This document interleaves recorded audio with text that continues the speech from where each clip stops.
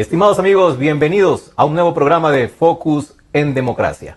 Nosotros seguimos conversando con los líderes políticos del Ecuador y el invitado que tenemos el día de hoy es el expresidente de la República, el ingeniero y coronel en servicio pasivo Lucio Gutiérrez Borbúa, líder además del partido Sociedad Patriótica. Con el coronel, con el expresidente, vamos a conversar sobre la posición que va a adoptar el partido que él representa, Sociedad Patriótica, sobre los planes, los proyectos que está presentando y está hablando con la gente. Justamente nos ha dado un folleto en el que dice escuchando a la gente, escuchando a Ecuador. Está recorriendo el país, coronel, para escuchar lo que dice la gente. ¿Y qué le han dicho?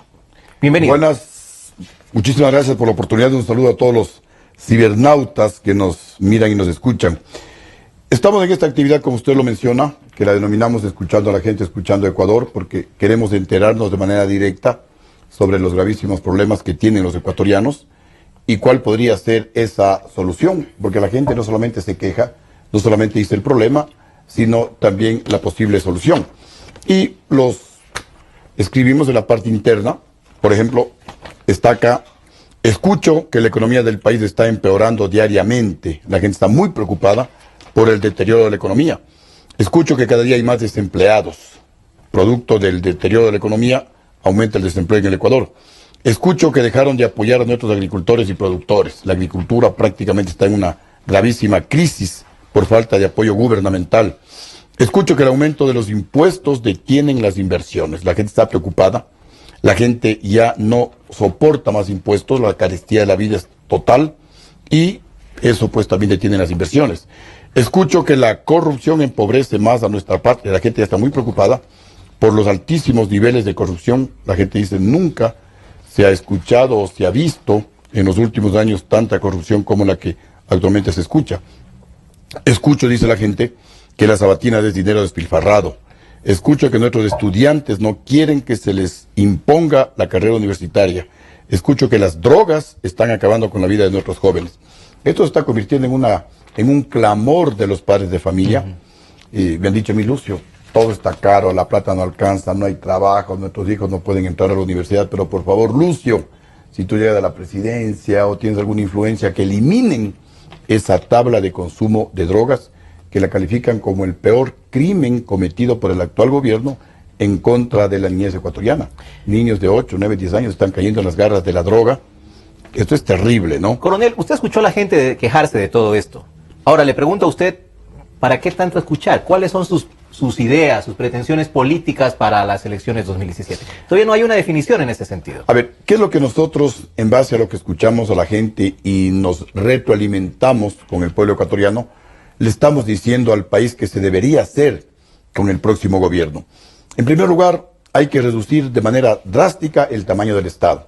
Con este gobierno se ha llegado a bordear los 50 entre ministerios, organismos con rango de ministerio, superintendencias con rango de ministerio. Reducirlos a 15, ojalá de 50 a 15. A 12. ¿Por qué 15? Porque nosotros gobernamos con 15 y somos una experiencia viviente de que lo hicimos bien. Una vez que se reduzca drásticamente el tamaño del Estado a 15, ojalá a 12 ministerios, nosotros teníamos un proyecto para de 15 fusionar ministerios afines y bajar a 12 con la idea de reducir el gasto público. Coronel, ¿y toda esa gente que va a salir de los ministerios, a dónde va a ir? ¿A la calle? Esa gente, en su gran mayoría, hay que reubicarla. ¿En dónde? En actividades productivas. Inicialmente en el sector privado, que hay que reactivarlo, y en el sector de la microempresa, que son sectores que necesitan un apoyo decidido y decisivo del próximo gobierno para, desde abajo, reactivar la microeconomía y poder fortalecer la economía. Entonces, una vez que se reduzca drásticamente el número de ministerios, vamos a ahorrar algunos miles de billones de dólares que nos van a permitir eliminar impuestos. ¿Cuáles? El impuesto del 5% a la salida de capitales, el impuesto a las tierras, eliminar los impuestos verdes, eliminar el anticipo del impuesto a la renta, eliminar las salvaguardas, bajar el IVA de alrededor del 14% al 10%. Ah, ¿usted lo quiere bajar más allá del 12? Más allá del 12. ¿Por qué eliminar impuestos? Primero, Sociedad Patriótica y nuestro gobierno somos un ejemplo viviente de que se puede gobernar el Ecuador y bien sin necesidad de castigarle al pueblo con tantos impuestos. Pero usted cuando fue presidente no bajó el IVA, coronel. Así es, pero tampoco lo subí. Pero ahora sí se lo puede bajar. Ahora sí ofrece bajarlo al 10. Sí se lo puede bajar. Pero estamos peor que antes. Entonces, ¿cómo estando en una situación mucho más complicada, usted ofrece bajarle adicionalmente 2 puntos más al IVA? Así es. ¿Por qué, ecuatorianos? Miren. ¿Cómo se da ese milagro? Como lo dice el Banco Central del Ecuador, yo goberné con un precio del petróleo de $18 en el presupuesto del Estado. Y la economía creció al 8.9%.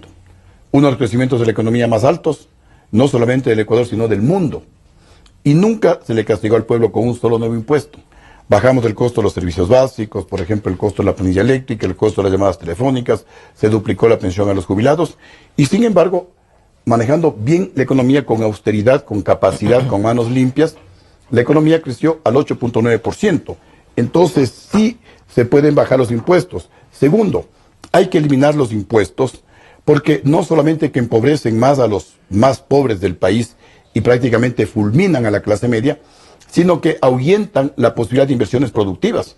¿Quién va a invertir en el Ecuador? Si de entrada tienen que pagar el 5% al ingreso de capitales y luego pagar el 5% a la salida de capitales, se van a invertir al Perú. Eso es lo que han hecho varios ecuatorianos que desmontaron sus fábricas y se fueron a invertir en el Perú. Y el Ecuador ya fue en nuestro gobierno, como lo dice el Banco Central y como lo dice la ALADI, que es la Asociación Latinoamericana de Integración, el Ecuador la barra en rojo, uno de los países de América Latina que más inversión extranjera recibió. Recibíamos más que Perú, más que Colombia, más que Chile, más que Argentina, más que todos los países de América Central. Repito, uno de los países de América Latina que más inversión extranjera recibía. Hoy el Ecuador es el último país en recibir inversión, y si no hay inversión, no hay trabajo. Y la inversión china, coronel, la inversión turca en los puertos, la inversión que va a haber en el puerto de Manta, la inversión que el gobierno ya firmó para la carretera de Naranjal a Huaquillas, es inversión extranjera. Esa es más deuda que inversión. Con los chinos estamos endeudados. Por acá tengo un dato. Miren, ecuatorianos, mientras que en el gobierno de Lucio Gutiérrez, lo confirma el Banco Central del Ecuador, se redujo la deuda pública total. Con este gobierno la deuda se ha incrementado casi en un 500%. Una deuda que supera los 45.000 millones de dólares, que supera más del 45% del Producto Interno Bruto. Para eso, pues, es como cuando un padre de familia les deja en herencia a sus hijos, a 3 hijos, 3 casas, cada casa, que en el mercado costaría $10.000, los hijos van a tener que pagar por cada casa $50.000. ¿Qué le van a decir los hijos? Por favor, papá, llévate tus casas, o no quiero en herencia esas casas porque yo las puedo comprar por $10.000 y ahora les voy a tener que pagar $50.000. Eso es lo que nos está dejando en herencia el presidente Correa. Carreteras que según ellos mismos dicen nos ha costado como $6.000 millones, pero vamos a tener que pagar más de $45.000 millones. Entonces, ¿en dónde está la ventaja? Hubiera sido mejor que no nos haga las carreteras y que nosotros mismos, en un gobierno con manos limpias, en un gobierno que realmente ame al país, construya carreteras sin sobreprecios y rindiendo cuentas al pueblo ecuatoriano. Es decir, esperar 10 años sin carreteras también tampoco me parece una solución muy factible. Bueno, o sea, postergar el desarrollo. Estamos un poquito dramatizando, porque las carreteras no es que las hicieron en este gobierno. Las carreteras hicieron hace 40, 50 años, con la tecnología de hace 40, 50 años. Y por eso, pues, las carreteras... Claro, estaban trazadas las rutas, ¿no? Sí. Y eran de 2 carriles, lo que han hecho básicamente son de 4 carriles. Realmente, pero coronel, todas con sobreprecio, todas inmensamente sobrevaloradas. Ya hablaremos de eso, coronel. Realmente la situación es calamitosa en el plano económico y las soluciones que usted menciona también la están diciendo candidatos a la presidencia de la República como Cintia Viteri. Ella también dice reducir impuestos. ¿Pero cuáles? Hay que preguntarle cuáles. Reducir impuestos. Usted también dice que hay que reducir el IVA. Ella también dice reducir el IVA, eliminar salvaguardas. Y eso, a su vez, dicen que va a generar incremento en los sueldos en las empresas privadas, que no está en manos, pues, del gobierno. Obligar a las empresas privadas no es tan fácil, al menos. Primero, contratar gente. Usted dice que se les puede decir que la gente que va a salir del ministerio sea contratado por la empresa privada. No es una obligación. La empresa privada es libre de hacerlo o no y de también determinar también sueldos. A ver, ¿cuál es la visión? Que nosotros ya la hicimos. Y esta es la gran diferencia entre lo que nosotros decimos que ya lo hicimos y los otros que dicen que lo harían.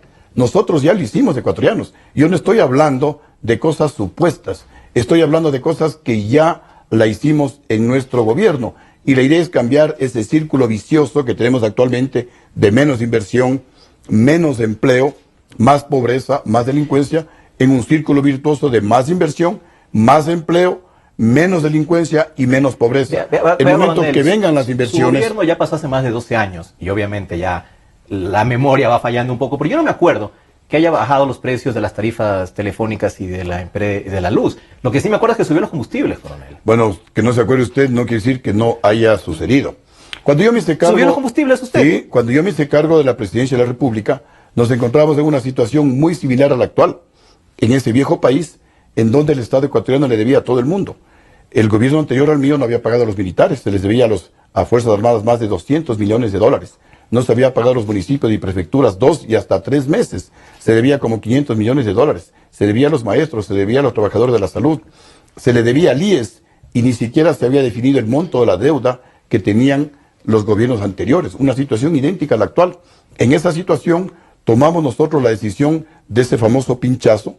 Yo le expliqué al pueblo ecuatoriano, el país está enfermo, le vamos a aplicar un pinchazo, al principio les va a doler, pero luego el cuerpo se va a sanar, luego la economía ecuatoriana se va a recuperar. Y se subió de manera técnica los combustibles en un porcentaje pequeño que no afectó al incremento de precios. Y luego con el apoyo de los ecuatorianos fuimos construyendo ese nuevo Ecuador, en donde al sector público se le pagaba antes que finalice el mes. A las prefecturas y municipios les pagábamos antes que finalice el mes. Y no solamente que les pagábamos antes que finalice el mes, sino que les incrementamos en un 50% el presupuesto. Hoy les han reducido el presupuesto. Se fijó la deuda con el IES y se estableció un periodo de 10 años para pagar la deuda con el IES. Y estuvimos pagando.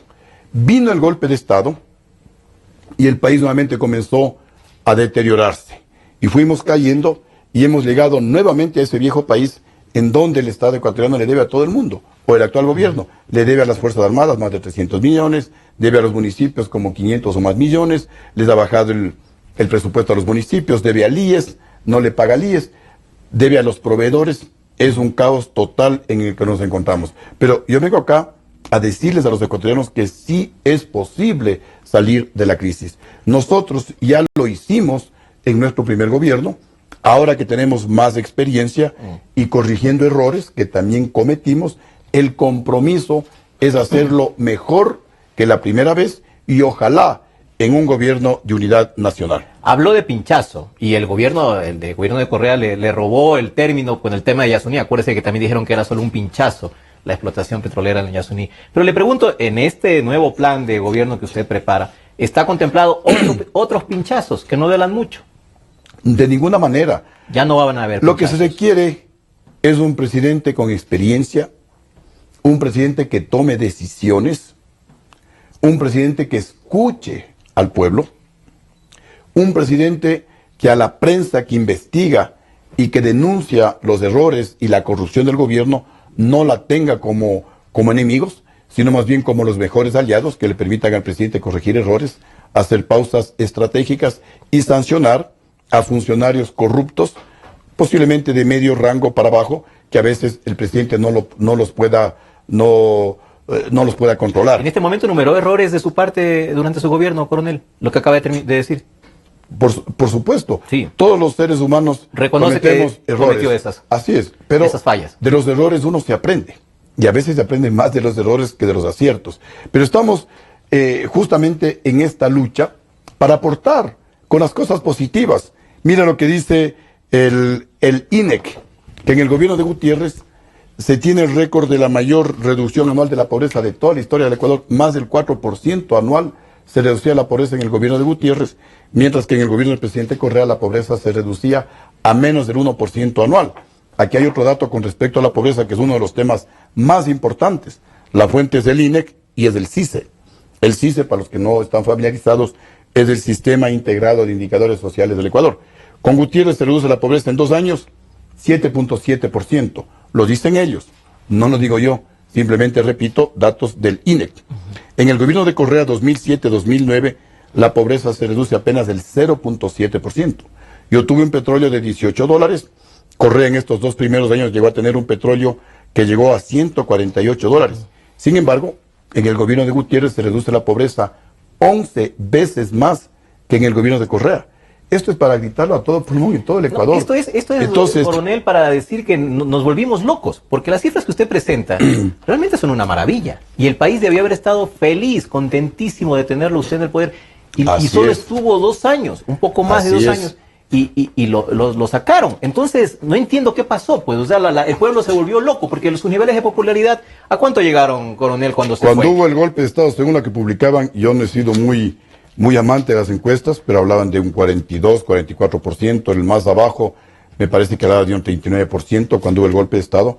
Es que un país no podía estar... ¿Y dónde estuvo el pueblo para defenderlo? Pues ese pueblo que estaba tan beneficiado de las políticas de su gobierno. Pero mire, lo que usted dice coincide. Cuando yo voy al exterior, me invitan a dictar una conferencia. La última estuve en la 9ª Cumbre Mundial de Comunicación Política en Buenos Aires. Me decían lo mismo que usted. Me dicen, vea, presidente Gutiérrez, bueno, ¿qué pasa en el Ecuador? Dice, ¿los ecuatorianos son locos o qué pasa? Digo, ¿por qué? Porque al presidente que tiene los mejores logros sociales y económicos de toda la historia del Ecuador lo votan. Y al presidente que está destruyendo la economía ecuatoriana, al presidente Correa, lo reeligen. Entonces digo, no es que los ecuatorianos estamos locos. Lo que pasa que el golpe de Estado no lo dio el pueblo ecuatoriano. Los golpes de Estado no los dan el pueblo es utilizado. Los golpes de Estado los dan los generales. Y les explicaba que, y voy a hacerlo también acá, mire lo que dicen los periódicos de España, de México, de Argentina, de Venezuela y de Ecuador. Chávez financió derrocamiento de Gutiérrez en Ecuador. Clarísimo. Acá hay otro periódico, dice, Chávez puso el dinero para golpe en Ecuador. Acá tenemos... Pero ese parece el periódico de Alianza País dice. No, este es el nuevo País, es de España. De España, no, sí, el nuevo País, pero no es el País tradicional de España, de Diario Grande, por si acaso. No. Es uno pequeño. Acá es otro periódico. No, es el mismo país. Mire, es el mismo país. Ya, sí. Pero no son periódicos ecuatorianos, son periódicos... En todo caso, es una versión que ha circulado y en efecto... ¿A quién dio plata de Chávez para tumbarlo a usted, coronel? Aquí tenemos periódicos ecuatorianos también. ¿Y a quién le llegó la plata de Chávez para que lo tumben? Eso es lo que hay que investigar. Pues no, aquí dice fondos de Venezuela y de las FARC en campaña de Correa según cable. Yo me remito a los comunicados y a las evidencias, y así es como respondo cuando en el exterior me preguntan, porque las estadísticas están ahí, las estadísticas no se pueden esconder. El que tiene los mejores logros sociales y económicos de toda la historia, gobierno de Gutiérrez. Mayor crecimiento de la economía, cerca del 9%, gobierno de Lucio Gutiérrez. Mayor reducción de la pobreza anual, más del 4%, gobierno de Gutiérrez. Mayor inversión extranjera de toda la historia, gobierno de Gutiérrez. ¿No será que la gente no sentía esos beneficios en sus bolsillos, en sus casas, en sus mesas? ¿No será que realmente había problemas, coronel, y la gente estaba bastante inconforme con su gobierno? Voy a esclarecerle, porque yo le dije al país en el 2005, pero faltaban estas evidencias de prensa que se publicaron en el 2011-2012.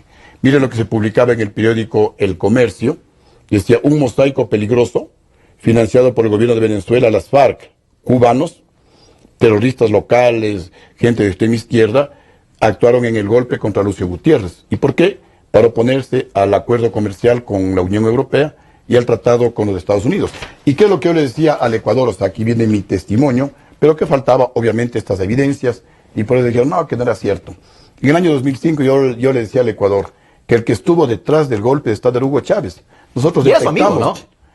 Y también voy a comentar sobre eso. Era su amigo, usted al principio simpatizaba también con el chavismo. Sí, así como muchos venezolanos y como muchos ecuatorianos aquí también simpatizaban. Entonces, Chávez se sintió traicionado y dijo, hay que tumbarlo este traidor, más o menos. Ya le voy a decir el testimonio. Nosotros detectamos también aquí, a través del embajador de la época, un coronel en servicio pasivo, Navas Tortolero, que es el que repartía dinero, y el canciller nuestro, el doctor Patricio Quilanda, le dio 48 horas para que deje de entregar dinero a la gente pues que estaba en las movilizaciones, en el golpe de Estado, apresarlo, pues, a través de los medios de comunicación. Nosotros fuimos muy respetuosos. Radio La Luna le insultaba al presidente Lucio Gutiérrez, hijo de tal y cual, y jamás le cerramos un solo segundo. Pero, a ver, yo era simpatizante de Chávez antes de ser presidente, y jamás había conocido a Chávez antes de ser presidente. Públicamente dije sí, que simpatizaba.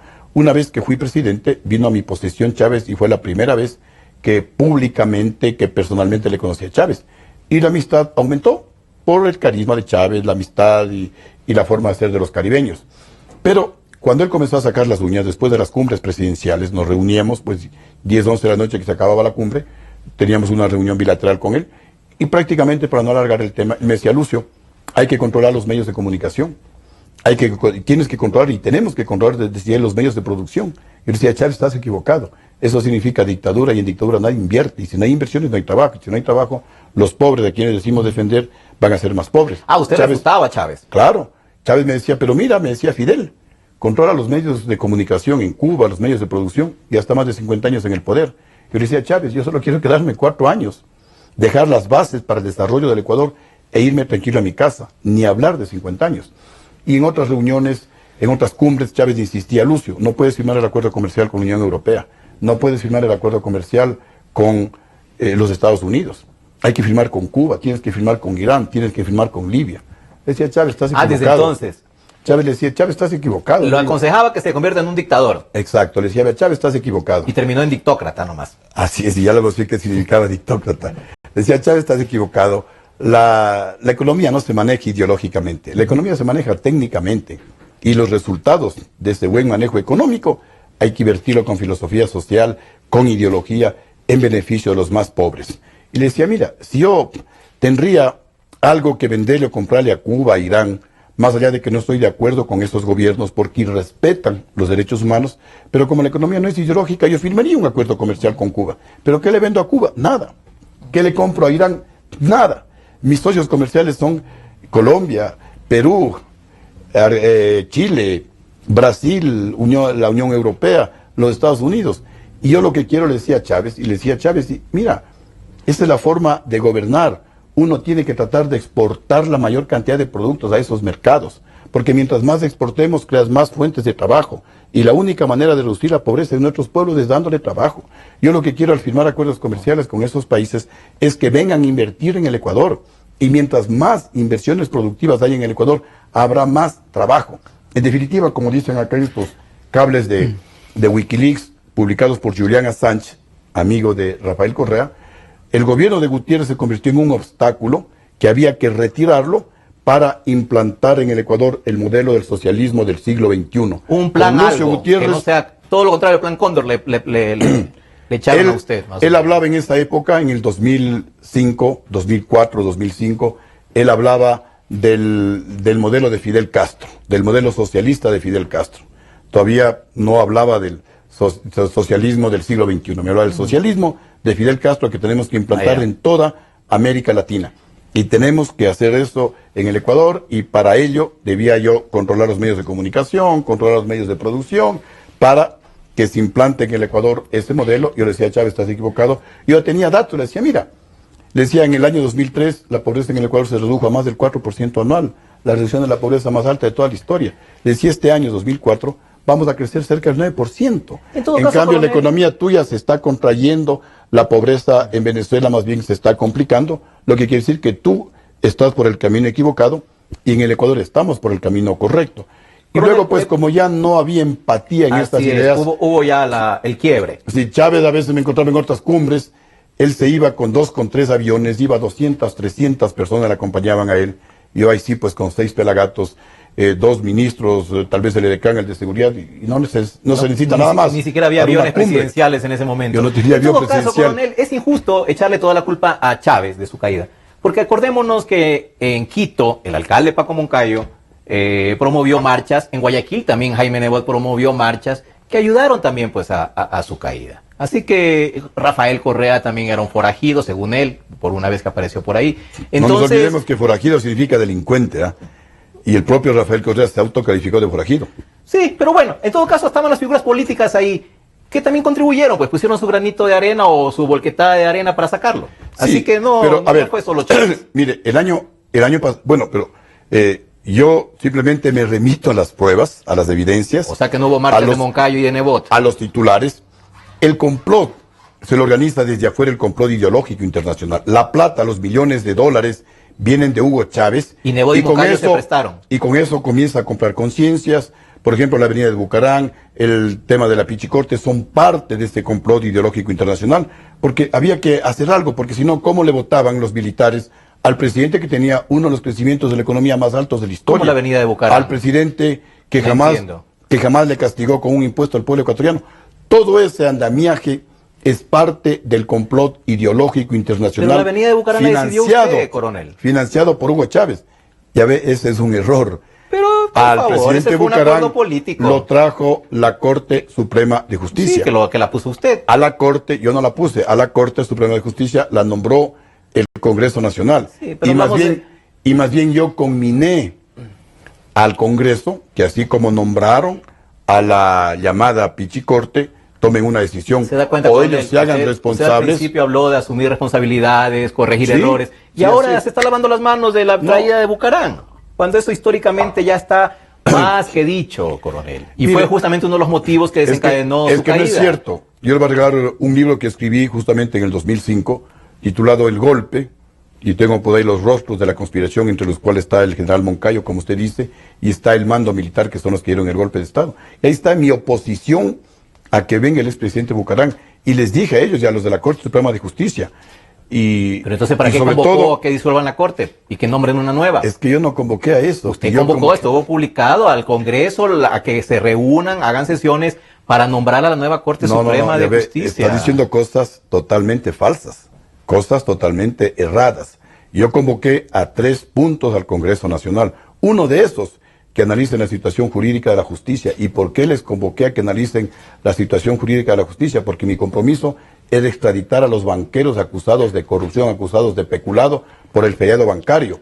Es Hice una forma bonita gestiones. de decirlo, No, no, coronel. Pero es que esa es la imagínese realidad. que lavado de manos 13 No, años después. ningún como que lavado no de vale manos. la pena, sino más bien reconocer que en efecto fue un error. No, Un que no. error y que, Es que ya yo no no lo tuve- va a volver a cometer.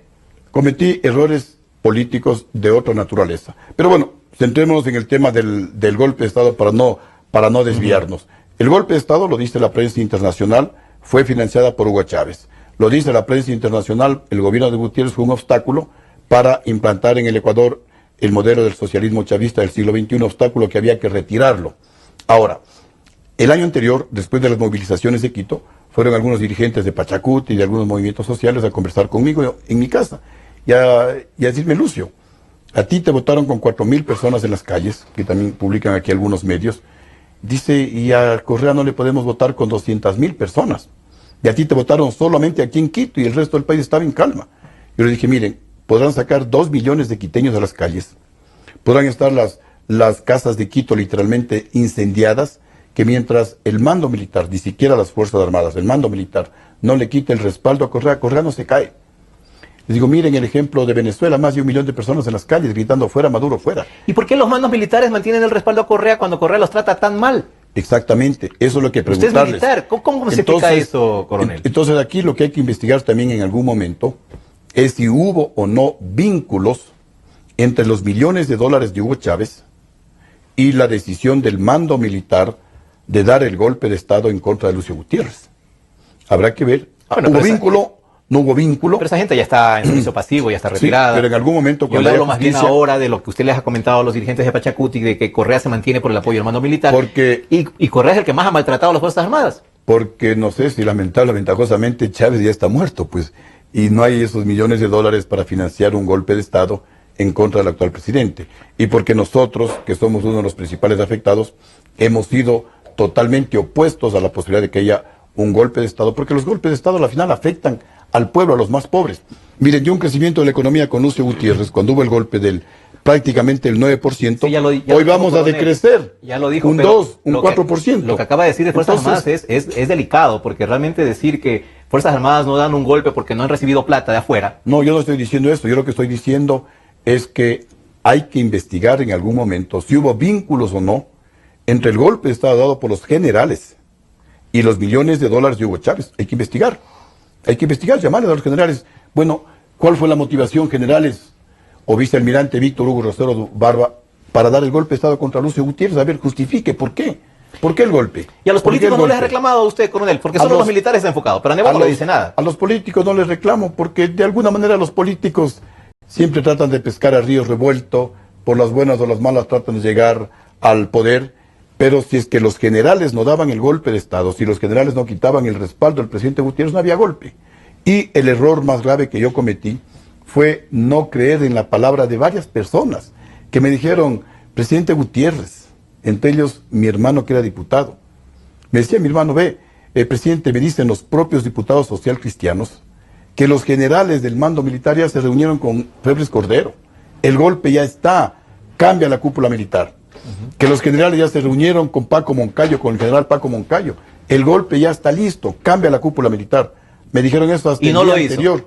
Yo les llamé a los generales, a mi despacho, y les dije si es que sabía que tenía información que estaban conspirando. Obviamente, este fue mi error. Ellos me dijeron, jamás, presidente, como usted hasta el fin del mundo. Error de buena fe. El primer militar que democráticamente llega al poder, jamás. Le llamé al vicepresidente. Bueno, él no les reclamo porque al final es político. Salió ganando. Ahí me juró presidente. Y yo llegué a la presidencia gracias a su apoyo. Jamás hubiera sido Salió vicepresidente. Ganando. ¿Cómo yo voy a conspirar contra usted? No les reclamo, pero los generales sí. Porque se supone que están formados en valores éticos, en valores cívicos. La lealtad, ¿de dónde queda? Por eso digo, algún rato hay que investigarles a estos generales. ¿Por qué? ¿Qué les motivó a votarle al presidente que en el exterior dicen, según las estadísticas, tiene los mejores logros sociales y económicos de toda la historia del Ecuador? ¿Por qué lo votaron? ¿Por qué lo votaron? ¿Qué pasó? Coronel, habrá que investigar eso como un legado. Así es, para conocer la verdad. Queda como capítulo de la historia. Así, porque ya nadie me va a devolver a mí la presidencia ni los 6 meses. Estuve preso. Le propongo hacer en este momento una pausa pequeña para volver enseguida con las nuevas conversaciones, su regreso ya a, bueno, no regreso porque en realidad usted ya ha estado presente en otros procesos electorales, pero las conversaciones que ha llevado adelante para el proceso electoral del 2017. Así que hacemos una pausa.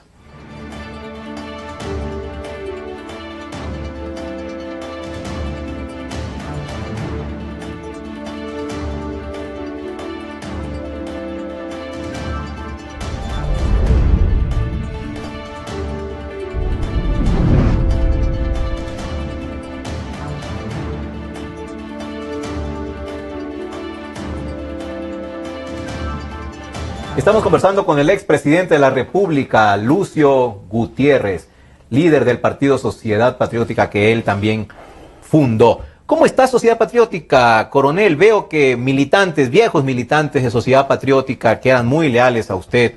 Ahora está Fausto Cobo con Guillermo Lasso, Fernando Balda también se fue, el capitán Sánchez tiene su movimiento. ¿Con quién se está quedando Sociedad Patriótica, coronel? Sociedad Patriótica se queda con la gente de honor, con la gente patriota, con la gente que hace honor al nombre de nuestro partido, Sociedad de Patriotas, y patriota es el que lucha por su patria, y Sociedad Patriótica pues se encuentra totalmente fortalecida, oxigenada. Se fue Cobo y entró el doctor Patricio Zuquiranda Duque, que es el vicepresidente nacional del partido. Hemos reestructurado las directivas en las 23 provincias continentales del Ecuador, totalmente rejuvenecidos. Hemos realizado algunos acuerdos que los hemos de publicitar oportunamente. Bueno, uno ya se publicitó, se hizo la alianza con un movimiento en formación en Guayaquil, que lo dirige el ex roldosista licenciado Alfredo Adún, por ejemplo, ya se hizo público. Tenemos otros acuerdos en algunas provincias. Pero Alfredo Adún está con el partido de Dalo Bucarán. Sí, estaba, ¿no? Estaba, luego pues hizo sus propias evaluaciones, estuvo en conversaciones con nosotros. Ah, ya no va por el partido de Dalo Bucarán. No. Hicimos una alianza, como ya se hizo pública, pues entonces... Ah, no sabía. Yo no sabía eso porque he visto incluso pinturas por todo el país. Bueno, sí, en Guayas, en todo el país, en Guayas. Sí. Alfredo Adún, asambleísta por el partido FE. Así es. Ya estaba pintado eso. Sí, ya se firmó un acuerdo con Sociedad Patriótica, lo hicieron público, lo íbamos a hacer el 10 de noviembre, pero ya lo hicieron público, bueno, entonces igual ya lo puedo ratificar. Tenemos también otras actividades en esa dirección. A ver, ¿cuál es la posición de Sociedad Patriótica? Nosotros aprobamos en nuestra Asamblea Nacional hace unos 3 o 4 meses atrás priorizar 2 actividades. La primera, impulsar la posibilidad de una gran unidad nacional, aún a costa de que Sociedad Patriótica pues no participe. Que ya se ve que no va a haber. Y nos mantenemos impulsando esa unidad nacional, pero que lamentablemente... Gusto, pues, coronel, ya estamos ya octubre y están más divididos que nunca en el lado de la oposición. Incluso en el gobierno también están divididos ellos. Así que unidad nacional, ¿por dónde? Así es. Entonces, la segunda opción era Sociedad Patriótica ir en una unidad parcial, en la que Sociedad Patriótica pues comparte candidaturas con movimientos nuevos, movimientos reconocidos, movimientos no reconocidos, algunos que han sido ya funcionarios electos de otras tiendas políticas, en una alianza pues parcial, pero el tema es poner a disposición del pueblo ecuatoriano toda nuestra experiencia positiva, también los errores que cometimos. Decía, pues de los errores se aprende a veces más que de los aciertos. En todo caso... Ha conversado con Alvarito, ¿no? También hemos conversado con Álvaro Novoa. ¿Y qué tal le ha ido con su ex contendiente? A todos les decimos lo mismo. Estuvimos con el proceso de la izquierda, con el proceso de la derecha. Les hemos dicho lo mismo. A ver, primero tienen que ir los caballos y después la carreta. ¿Qué quiero decir con esto? Que primero tenemos que consensuar un proyecto para sacarle al Ecuador de la crisis económica, para sacarle al Ecuador de la crisis de corrupción que se encuentra y para sacarle de la crisis social en la que nos ha ubicado el actual gobierno. Y luego que consensuemos ese proyecto con el pueblo ecuatoriano, elegir al candidato de unidad. Pero lamentablemente, en nuestro concepto, equivocadamente, estos procesos de unidad, primero han elegido a los candidatos de unidad y en algunos casos ni siquiera por métodos democráticos, prácticamente los han electo a dedo. Y entonces pues nosotros un poco nos apartamos de esos procedimientos y estamos en los que decíamos al comienzo. Como comúnmente se hace, ¿no? Sí. Como comúnmente se hace. Aquí los líderes, los caudillos son los que designan candidatos. Y le quiero preguntar algo, ya que está hablando de las conversaciones que ha mantenido. Usted estuvo en julio, el 25 de julio, en primera fila en la sesión solemne invitado por Jaime Nebot en las fiestas de fundación de Guayaquil. Ahora el 9 de octubre ya no lo vimos. Entonces todo el mundo especuló en julio, Lucio se va con Nebot, va con la unidad. Ahora ya, ¿qué pasó con eso? Con esas conversaciones, porque estaba bien sentadito y ahora ya no fue invitado. Estuvimos invitados también el 9 de octubre. Lamentablemente teníamos otras actividades y fue como delegado nuestro el ex vicecanciller de nuestro gobierno, el embajador Edwin Johnson. Él nos estuvo representando, no pudimos acudir, tuvimos que disculparnos de la invitación que nos hizo el alcalde. Pero ya no va con la unidad. No hemos descartado todavía ninguna posibilidad. Nosotros más estamos enfocados en esta actividad, escuchando a la gente, escuchando a Ecuador. Porque también, como dicen los jóvenes, uno no puede amar a una novia que no la conoce. Pues uno tiene que conocer a la novia para enamorarse. Pero a Nebot la conoce al revés y al derecho usted, pues ya para enamorarse y desenamorarse a la vez. Igual uno no puede solucionar los problemas del país si no se los conoce. ¿Y cómo se conocen los problemas del país? Conversando con la gente, escuchando a la gente, escuchando al pueblo ecuatoriano. Y cuando escuchamos a la gente, ¿qué nos dice la gente? Esos procesos de unidad no son para defender al Ecuador, son procesos de unidad para defender sus propios intereses o los intereses de los grupos económicos a quienes ellos representan. Y de alguna manera lo que nos dice la gente se refleja en las encuestas, ¿no?, que las publican ellos. Porque en lo único que coinciden es que un 60, un 70% de la población ecuatoriana no ha decidido por quién votar. Es decir, no votaría por esos candidatos. Y solamente ellos mismos publican que hay un 30, un poquito más, un poquito menos de gente que ha decidido por quién votar. Y de ese 30%, el que más tiene es el gobierno, que sería una tercera parte, es decir, un 30%. 3 por 3, 9, tendría un 9% del 100% del electorado ecuatoriano. Hay mucha indefinición. ¿Y por qué es esto? Porque el pueblo quiere ser escuchado. El pueblo quiere decirle al candidato, al posible futuro presidente, qué es lo que quiere que ese presidente haga por el pueblo. El pueblo nos dice, pues ya no nos vamos a dejar llevar solamente por la propaganda. Queremos que venga acá. Queremos de aquí escucharle y que se comprometa con nosotros porque ya no queremos equivocarnos. Miren lo que nos hizo Correa y hablan mucho del presidente Correa. Él vino acá y nos prometió que nunca un impuesto, que iba a gobernar el beneficio de los pobres. Y mire, nos tienen a los pobres más pobres. A propósito ya de Correa y de su candidato que es Lenín Moreno, ¿cuáles son sus diferencias específicas que tiene usted con Lenín Moreno? Porque él es amazónico como usted. Él tiene un estilo bastante diferente al de Rafael Correa, mucho más conciliador. Usted no ha pensado, obviamente es el candidato del correísmo, pero a sentarse a conversar con Lenín Moreno, por ejemplo, que vino con las manos abiertas, dijo, para conversar con todos. A ver, es el momento de la unidad, es el momento de la reconciliación, pero con justicia. ¿Qué quiero decir con esto? Que no puede haber perdón y olvido para los ladrones, para los que se han robado el dinero del pueblo ecuatoriano. Y ahí hay una diferencia sustancial, casi insuperable con el gobierno. Y con Lenín Moreno, que es su candidato. No tengo nada en lo personal, ni con Correa, ni con Lenín Moreno. Más allá de que Correa nos ha perseguido a Sociedad Patriótica y a mí personalmente de una manera brutal, de una manera perversa. Ha querido pues encarcelarme a como dé lugar. No ha podido porque obviamente por más que quiso forjar situaciones, inclusive hasta documentos, hasta conversaciones, porque me acusaron hasta de intento de asesinato a Rafael Correa. Pero tiene la Correa. justicia.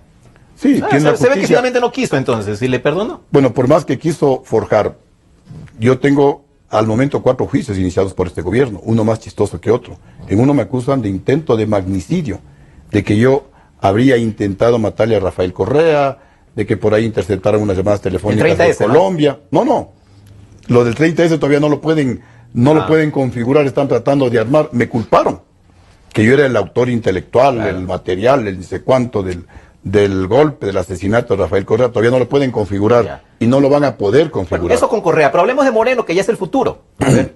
Lo que les decía es que hay una gran diferencia con la concepción de ellos. El modelo que ellos están aplicando es un modelo que ha fracasado en todo el mundo. Fracasó en la Alemania comunista, ha fracasado rotundamente en Cuba, ha destruido Venezuela y está destruyendo el Ecuador. Yo por eso suelo decir, no solamente hay que cambiar de presidente y de gobierno, hay que cambiar de modelo. Y por eso lo que yo decía a Hugo Chávez, que en paz descanse, Chávez, estás equivocado. Ese modelo no funciona en ningún país del mundo. Y lo decía Chávez porque eran conversaciones largas en las que Chávez argumentaba y yo le contraargumentaba. Y le decía, no, Chávez, estás equivocado. Vas a empobrecer más a Venezuela. Y lamentablemente lo que yo le decía a Chávez se está cumpliendo. Han destruido Venezuela, uno de los países más ricos del mundo. Creo que ni un genio podría haber destruido un país tan rico como el de Venezuela. El modelo, pero con este modelo el que ha fracasado. Es el que ha fracasado. Estamos de acuerdo. Pero recordemos también que usted, al inicio de este gobierno, fracasado, 2007, usted le ayudó a instalarse. ¿Se acuerda? En enero que hubo esas conversaciones cuando Correa se estaba posesionando y acudió a la ayuda de los partidos políticos que en ese momento tenían diputados. Y usted le puso los 24 diputados de Sociedad Patriótica a disposición del gobierno. Usted le ayudó, ¿no? Siempre fue nuestra tesis ir a una asamblea constituyente. Yo la propuse, envié por 3 ocasiones en el año 2005 proyectos de consulta popular al Congreso para convocar a una consulta popular e ir a una asamblea constituyente y cambiar la Constitución con la finalidad de despolitizar la justicia básicamente.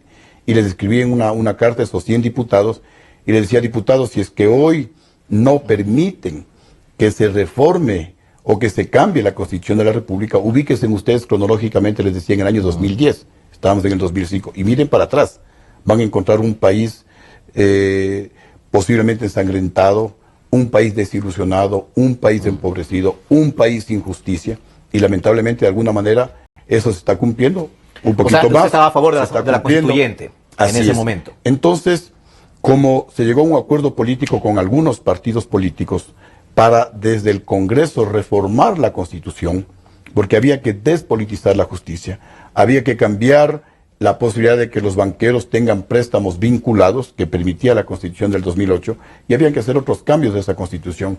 Pero como el acuerdo político los otros partidos no lo cumplieron, y yo les dije, si no cumplen el acuerdo político de reformar la actual Constitución, se había roto el candado, va a la consulta popular.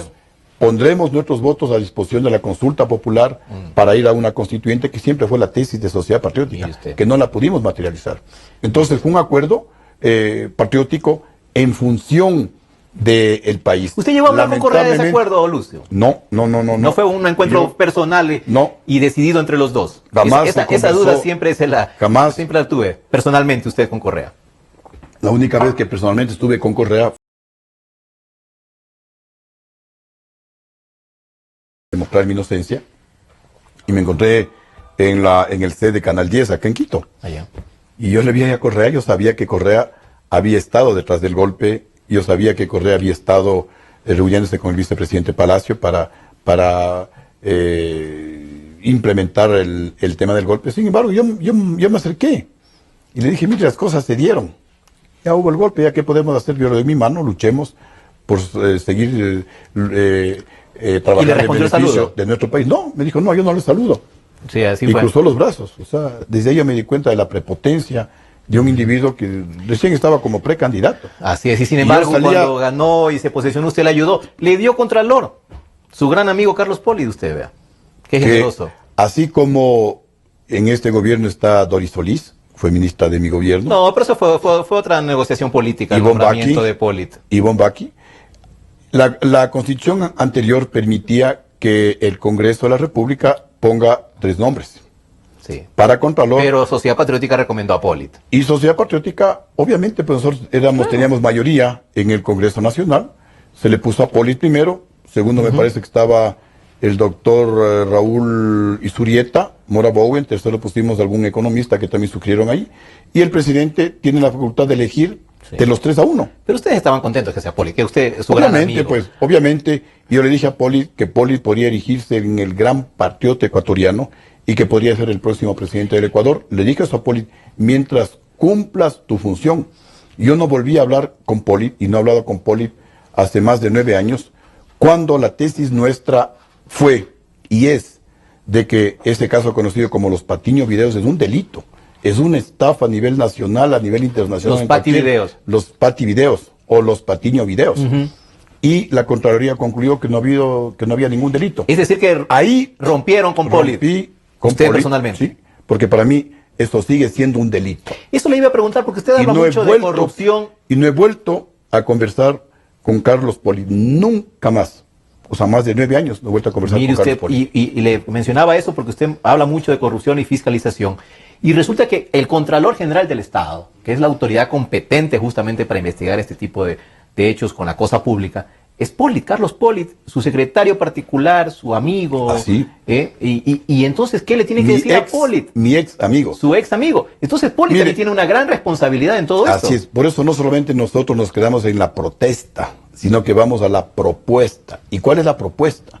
Que el próximo presidente del Ecuador, con su segundo decreto, convoque a una consulta popular para en un plazo no mayor a 2 meses se apruebe una nueva constitución que permita desmontar todo este aparataje de corrupción, de impunidad ¿Y quién va a hacer la nueva y de constitución? persecución implementado por el gobierno. ¿Quién la va a hacer?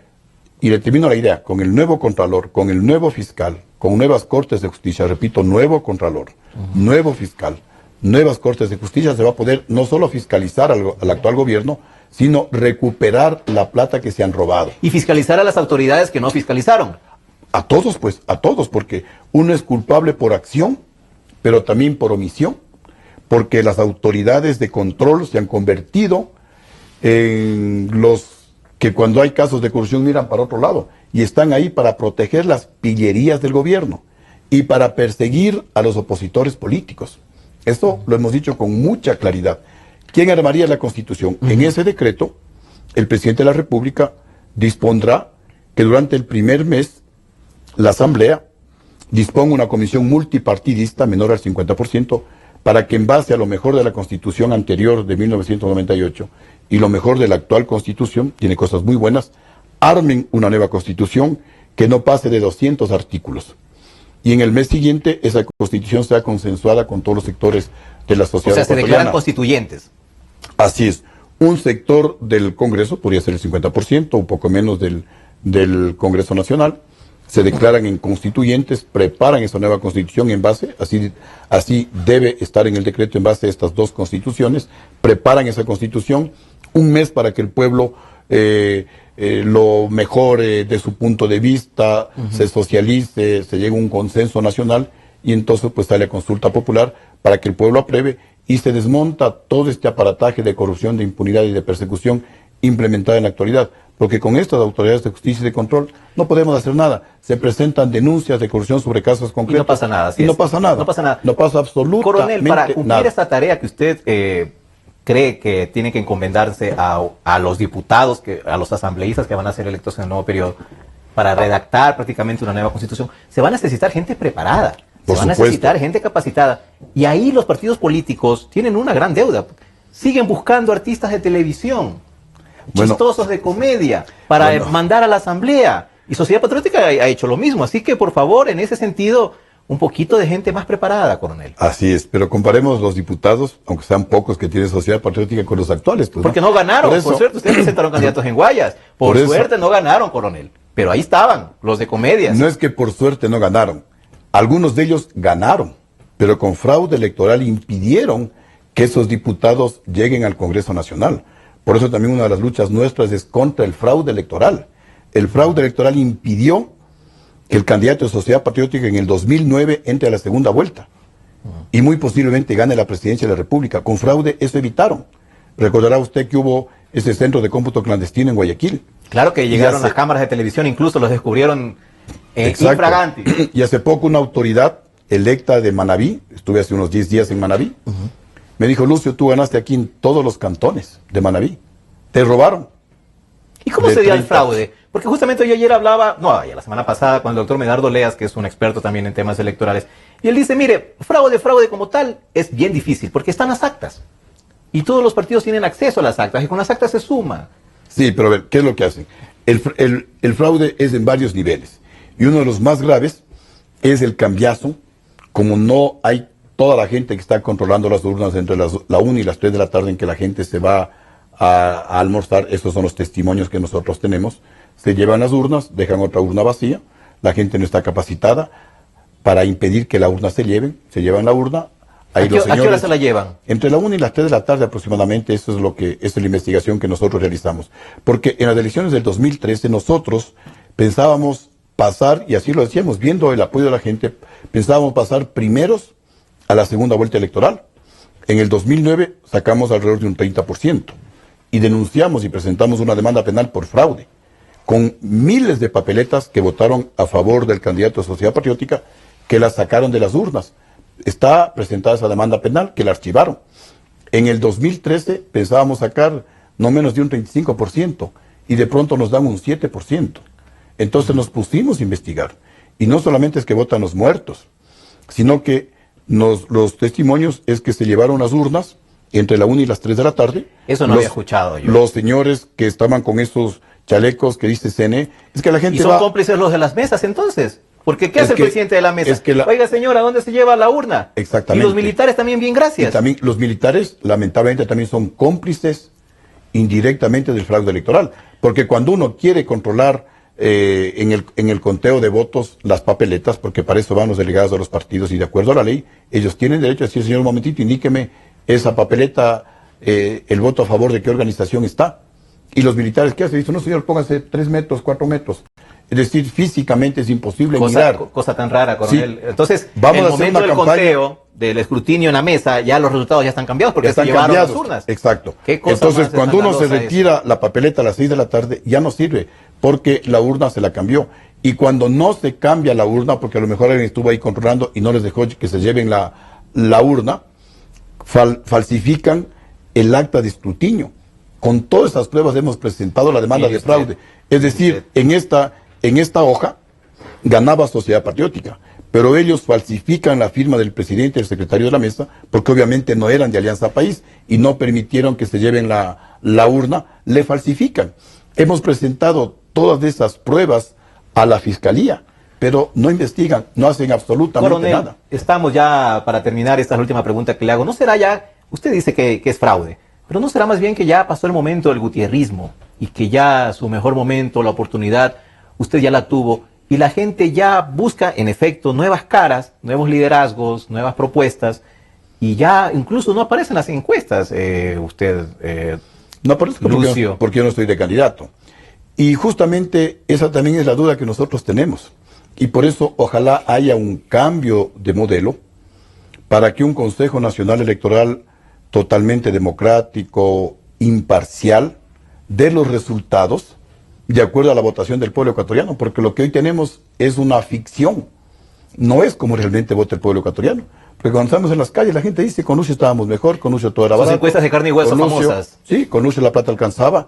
Y también hay los testimonios, como este que nos dieron hace 10 días en Manabí, como los que nos han dado en la provincia de Los Ríos, como los que nos dieron, por ejemplo, en el cantón Balsar. En la primera elección, hablemos así, perdí largamente frente al presidente Correa, pero las papeletas estaban votadas hasta en las calles, se repitió las elecciones a la semana siguiente, fuimos a controlar en el cantón Balsar, habrán 100,000 electores, no es mucho, pero le gané al presidente Correa. O sea, ¿cómo es posible que en una semana los electores cambien su decisión? Cuando lo lógico es que si ya estaba de presidente electo, más bien se inclinen por el presidente Correa. Entonces, hay varias evidencias que definitivamente nos han llegado a nosotros a concluir que aquí el gobierno no ha ganado de manera transparente, de manera limpia, ha ganado con fraude. Posiblemente el gobierno pasaba a la segunda vuelta primero, sobre todo en el 2009, pero en la segunda vuelta no ganaba. Y en el 2013 yo creo que no pasaba primero a la segunda vuelta. Nosotros pensábamos pasar primeros a la segunda vuelta electoral, o debía haber habido segunda vuelta electoral. En la actualidad, de 10 personas, a veces hasta de 20 personas, cuando uno recorre el país, por ahí aparece una que habla del gobierno. Que habla bien del gobierno. Así es, no tiene el gobierno con un Consejo Nacional Electoral transparente, independiente, no tiene la posibilidad de pasar a la segunda vuelta electoral, pero es probable que en los números dados por ellos, a lo mejor ganan hasta en una sola vuelta.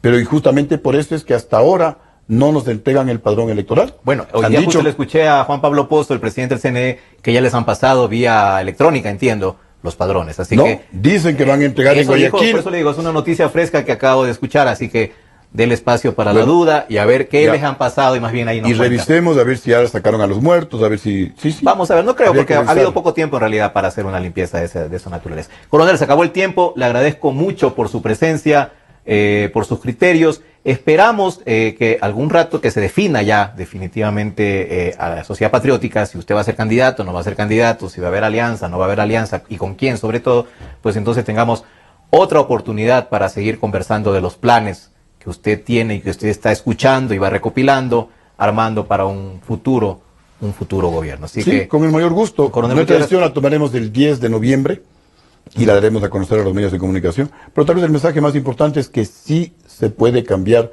positivamente al Ecuador. Se requiere un presidente con experiencia, se requiere un presidente que tome decisiones, se requiere un presidente que escuche al pueblo, se requiere un presidente que no encarcele a los ecuatorianos cuando le critican al presidente y sobre todo se requiere un presidente que ame de verdad a su pueblo. Gracias, Coronel Gutiérrez, y gracias a ustedes por su atención. Nos veremos en otro programa. Hasta entonces.